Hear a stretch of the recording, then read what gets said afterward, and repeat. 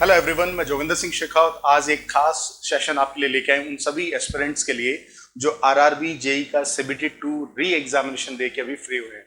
जी हाँ, दूसरी बार ये शिफ्ट दोबारा से ये पेपर हुआ और इस पेपर में भी इन्होंने कुछ मिस्टेक्स फिर कर दिए, जैसा कि आप देख रहे हैं। और मैं अभी सेशन में आपके सामने उन सब क्वेश्चंस को बताऊंगा जिनमें आप लोगों को डाउट लग रहा है कि इनके आंसर पे ऑब्जेक्शन करना चाहिए या नहीं, या ये क्वेश्चन ही गलत है। हम उन सबको डिस्कस करने वाले हैं। कुछ इनमें ऑब्जेक्शनेबल हैं और कुछ में आंसर सही है। दोनों ही चीजों को अपन इस सेशन के अंदर डिस्कस करेंगे। सबसे पहले लेते हैं अपन इसमें ये जो आपका पहला क्वेश्चन है, देखिए द ईएमएफ जनरेटेड, यहाँ पे आपसे कह रहा है द ईएमएफ जनरेटेड, देखिए ध्यान से, the EMF generated in rotating coil with in a uniform magnetic field is maximum. कब वो मैक्सिमम ईएमएफ डेवलप करेगा, ये आपसे पूछ रहा है। तो देखो इसमें कोई डाउट नहीं होना चाहिए। काफी लोगों ने डाउट किया कि भाई सर ऐसा होगा कि नहीं, नहीं, याद रखिए। और रोटेटिंग कॉइल में आपने हमेशा जब भी मशीन में एक मैग्नेटिक में यूनिफॉर्म फील्ड है, इसका मतलब मैं नॉर्थ से साउथ एक मैग्नेटिक फील्ड मान लूं, तो आप एक एग्जांपल से इस चीज को बड़े आराम से समझ सकते हैं कि भाई हमारे पास मान लीजिए एक मैग्नेटिक फील्ड है। जैसे अपन आर्मेचर रिएक्शन वगैरह पढ़ते समय डायग्राम बनाते भी है ना, इसके अंदर मान लीजिए मैंने कही नॉर्थ और ये साउथ। अब इस यूनिफॉर्म मैग्नेटिक फील्ड में मैग्नेटिक फील्ड की एक तरह से डायरेक्शन क्या होगी बताओ। मैग्नेटिक फील्ड जो अलाइन करेगा वो कुछ इस तरह से करेगा। यहाँ पे आपने कहा ये सब मैग्नेटिक फील्ड की एक तरह से डायरेक्शन होगी। इन सब मैग्नेटिक फील्ड के अकॉर्डिंग अगर मैं कहूँ एक यूनिफॉर्म स्ट्रेंथ अपने पास मिल रही है, तो यूनिफॉर्म स्ट्रेंथ किधर है अगर कोई कहे, तो आपने कहा इस डायरेक्शन में हुआ। आप कहेंगे ये हमारे पास एक तरह से बी मैग्नेटिक फील्ड आ गया। अब इस मैग्नेटिक फील्ड में अगर कोई आपने कहा रोटेटिंग कॉइल रखा है, तो आपने फिर यहाँ पे अजम्पशन लिया कि एक रोटेटिंग कंडक्टर जो है वो आपने यहाँ पे इन बिटवीन प्लेस कर दिया। हाँ जी, एक रोटेटिंग कंडक्टर को मैंने मान लीजिए यहाँ पे रखा है ऐसे। और इस रोटेटिंग कंडक्टर के लिए अब अपने को देखना है कि भाई ये कैसे वर्क करता है, क्या इसका फंक्शन होगा, किस तरह से काम करेगा। अब इसको समझिए, इस रोटेटिंग कंडक्टर के लिए अगर मैं कहूँ इसमें कुछ कंडक्टर्स हैं, रोटेटिंग कंडक्टर की एक्सिस पर ये आपने कह दिया भाई इस तरह से आर्मेचर कंडक्टर्स अलाइंड है। अब इन सब कंडक्टर में अगर मैं इस कंडक्टर को मूव कर रहा हूँ, रोटेटिंग बोल रहा हूँ, इसका मतलब इसको इसकी एक्सिस के अकॉर्डिंग आप कहेंगे इसे हम इस एक्सिस के अकॉर्डिंग क्या कर रहे हैं, मूव कर रहे हैं। तो आपने कहा ये एक्सिस मान लेता हूँ और इसमें एक मूवमेंट भी मान लेता हूँ कि भाई ये इस तरह से रोटेट कर रहा है। ठीक है भाई, मैंने इस डायरेक्शन में से घुमाया मान लीजिए। अब ये रोटेट जब कर रहा है तो आप कहते हैं कि इन सब कंडक्टर की पोजीशन इस मैग्नेटिक फील्ड के अलाइंड रखें ये दोनों, ये कह सकते हैं। तो EMF generated in the rotating coil within a uniform magnetic field is maximum when the coil is perpendicular to the magnetic field. Coil is perpendicular यानी इसका वेलोसिटी एक्सिस जो है उसके अकॉर्डिंगली सोचिए कि आपके पास जो कंडक्टर्स रखे होंगे उस कॉइल का जो अलाइनमेंट है उसमें हम जब रोटेट कर रहे हैं, तो आपने कहा अगर इस डायरेक्शन में मैं रोटेट कर रहा हूँ, तो जरा यहाँ ध्यान से समझिए। आप कहेंगे कुछ इस तरफ वेलोसिटी इस कंडक्टर के लिए इधर, कुछ इधर इधर, इस तरह से v वेलोसिटी बोल दूंगा सबके लिए। और ये मैग्नेटिक फील्ड है। तो आप जरा सोचो कि ये जब इन दोनों कंडक्टर्स के प्लेसमेंट पे अपन ने कहा, तो यहाँ पर जब ये परपेंडिकुलर इसके मूव कर रहा है, जब ये इसे परपेंडिकुलर मूव कर रहा है उस पे, और जब ये इसके अलाइन मूव कर रहा है, दो तरह की पोजीशन आती है।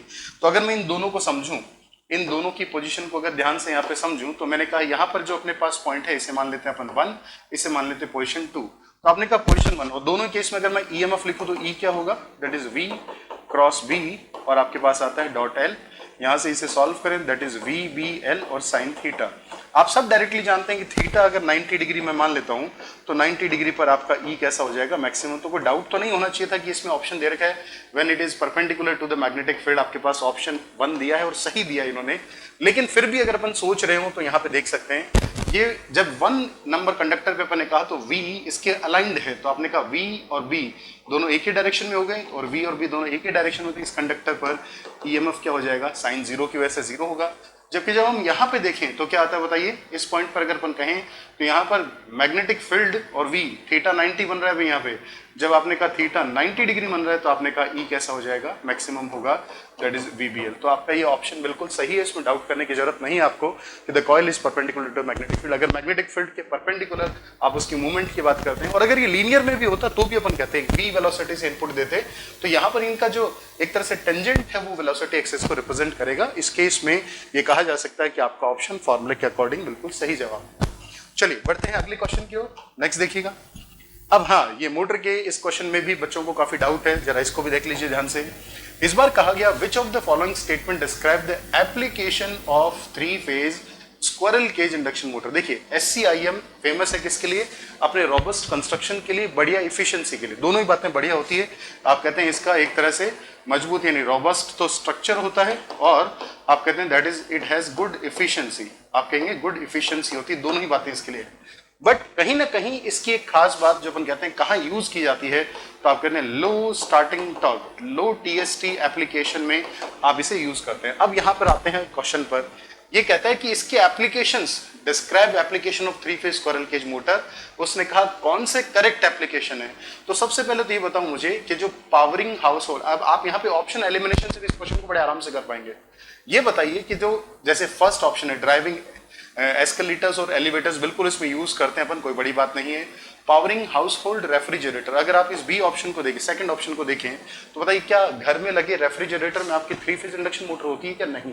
तो वहीं पे एक खारिज हो जाता है, क्योंकि अपन यहाँ किसको यूज करते हैं, हम यहाँ पे सिंगल फेज इंडक्शन मोटर काम में लेते हैं। इसलिए आप कहेंगे ये तो नहीं होगा, तो ये तो करेक्ट नहीं है। तो आपने कहा सेकंड, तो आपने कहा गलत हो गया। सेकंड जिसमें भी आ रहा है वो ऑप्शन हटा दीजिए, तो आपके पास ये ऑप्शन भी कैंसिल हो गया, ये ऑप्शन भी कैंसिल हो गया। अब बचते हैं ये दो, first and third, first and fourth.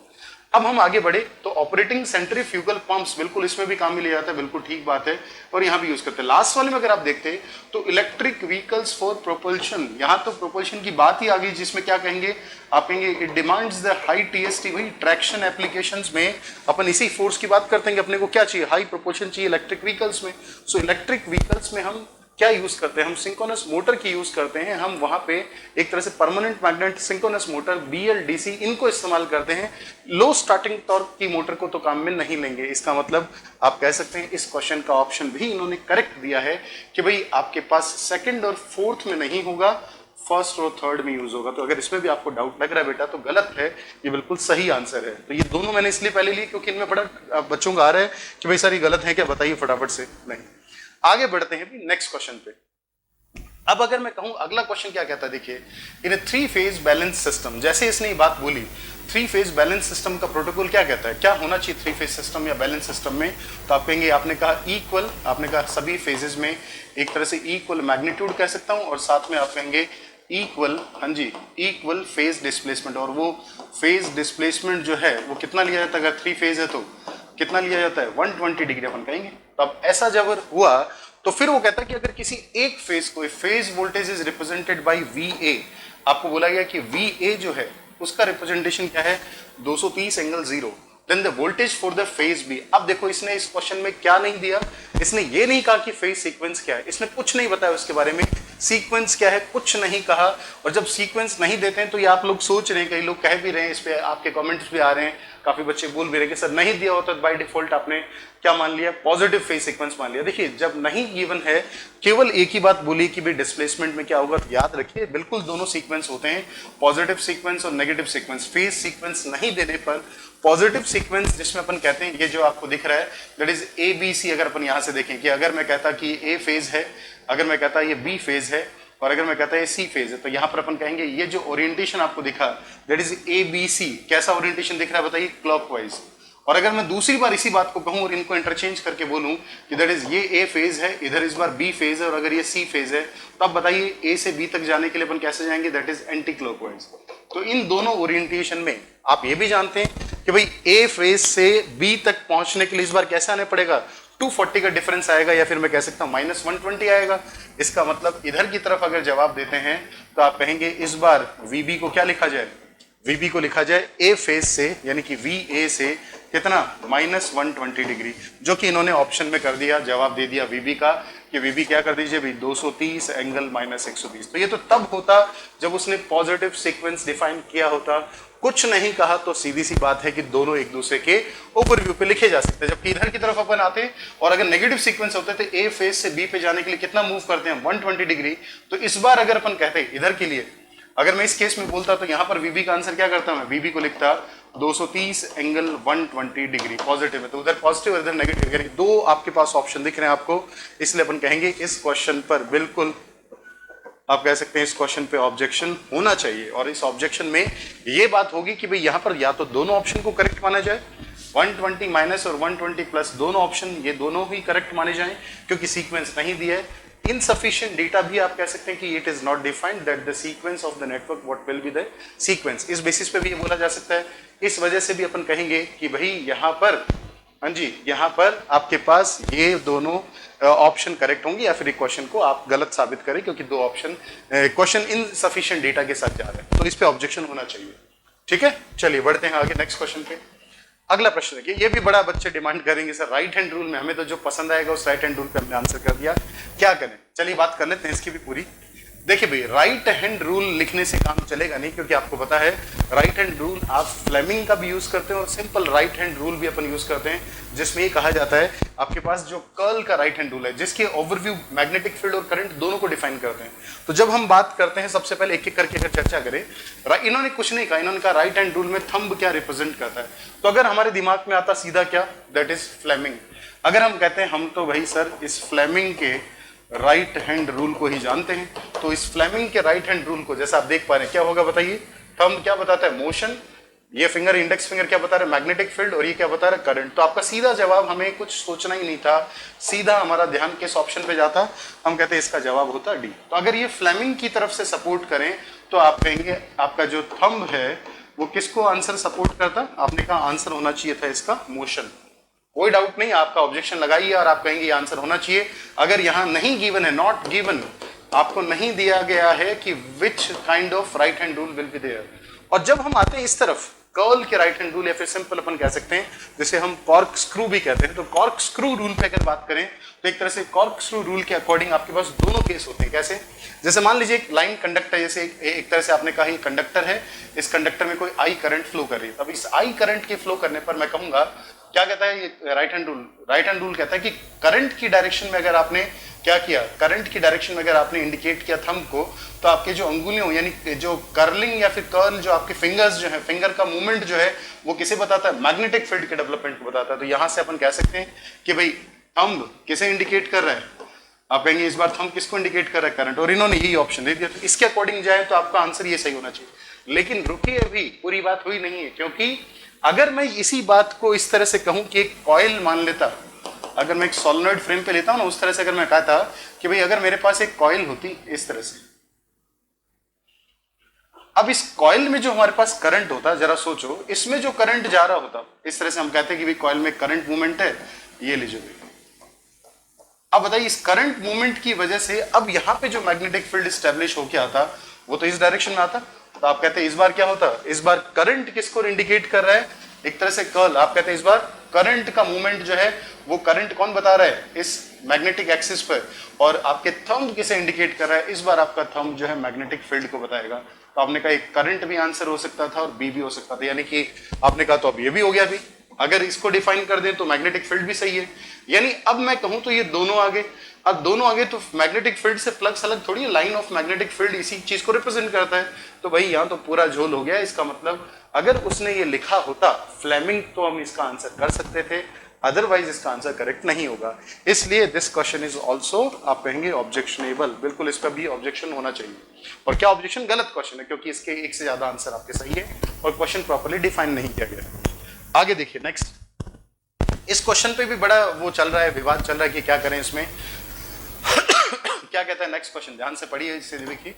इस बार इसने कहा core losses in a transformer are proportional. तो बड़ी इस पे बड़ी चर्चाएं चल रही है भाई कैसे करें। तो देखो कोर लॉस जैसे अपन ने कहा, यानी हम बात कर रहे हैं किसकी, कोर लॉस। जैसे दिमाग में बात आता है, या फिर अपन कहते हैं भाई किसकी बात कर रहे हैं, आयरन लॉसेस की अगर बात कर रहे हैं, तो हमारे दिमाग में आयरन लॉसेस के लिए दो नाम आते हैं। कौन, एक आएगा अपने पास हिस्टेरेसिस, और दूसरा निकल के आएगा कौन सा भाई, दैट इज एडी करंट।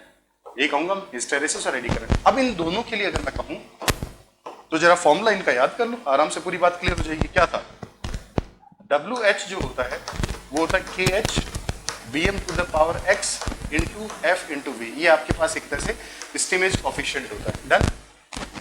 यहाँ पर WE क्या होता है, that is KE Vm square F square और T स्क्वायर, ये होता है यहाँ पे। अब अगर मैं कहूँ तो इन दोनों को अगर चर्चा करें तो बेसिकली आप अगर कुछ भी बोल दें, अगर मैं कहता इस क्वेश्चन ने कुछ नहीं कहा, अगर हम Vm को कांस्टेंट भी मान लेते हैं ना फ्लक्स डेंसिटी को, तो भी क्या बोला जाता, फ्लक्स डेंसिटी कांस्टेंट होने पर भी हम कहते हैं कि ये WH किसके प्रोपोर्शनल होता है, फ्रीक्वेंसी के, डायरेक्टली प्रोपोर्शनल टू F, और WE किसके होता, आप कहते हैं प्रोपोर्शनल टू F स्क्वायर। तो अपन कह सकते थे कि यहाँ भी तब भी ये एडी करंट नहीं है भाई, एक आधा आंसर है, दोनों फ्रीक्वेंसी के प्रोपोर्शनल है, लेकिन स्क्वायर ऑफ द फ्रीक्वेंसी बोलना अभी भी गलत है। कब, जब हमने कहा फ्लक्स डेंसिटी कांस्टेंट है। और अगर एक दूसरे पिक्चर की तरफ जाएं और आप कहेंगे फ्लक्स डेंसिटी आप लोग जानते हैं किसके प्रोपोर्शनल होता है, ईएमएफ इक्वेशन से V/F के। जब इस पे गए तो आपने कहा अगर हमने केस ले लिया कौन सा, वेरिएबल फ्लक्स डेंसिटी का, उस केस में तो बात पूरी बदल जाएगी, क्योंकि वहां पर WH प्रोपोर्शनल आता है निकल के V to the power x upon F to the power x-1, और WE की बात करें तो यहाँ तो फ्रीक्वेंसी उड़ जाता है, केवल क्या बचता है, वोल्टेज का स्क्वायर।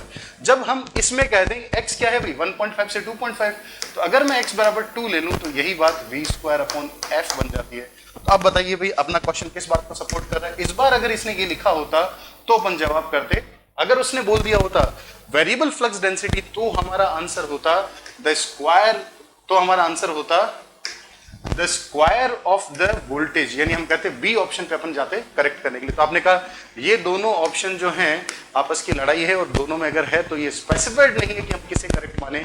अगर फ्लक्स डेंसिटी नहीं दिया है, बाय डिफॉल्ट मान भी लेता हूं तो भी मेरे पास ऑप्शन F स्क्वायर नहीं आता है भाई, क्योंकि उसने एडी करंट नहीं करा।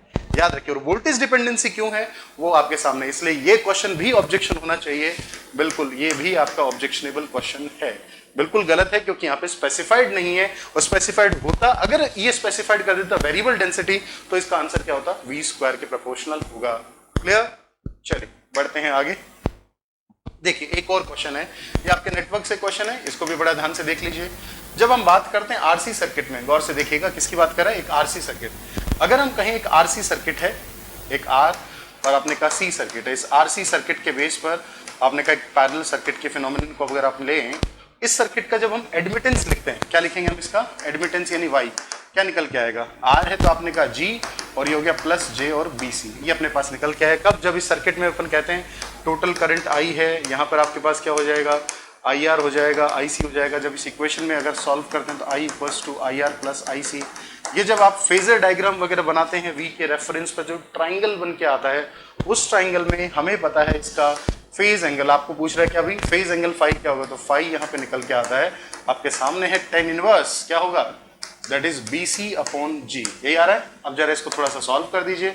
हाँ जी, tan इनवर्स क्या दिख रहा है, बी सी मतलब 1 अपॉन एक्स सी, 1 अपॉन एक्स सी 1 अपॉन ओमेगा सी, ये गया भाई ऊपर, और यहाँ पे क्या है 1 बाई आर, तो बोलिए क्या निकल के आया, बराबर आप कहेंगे tan inverse omega omega R C, ये आया ना अपने पास ओमेगा आर सी।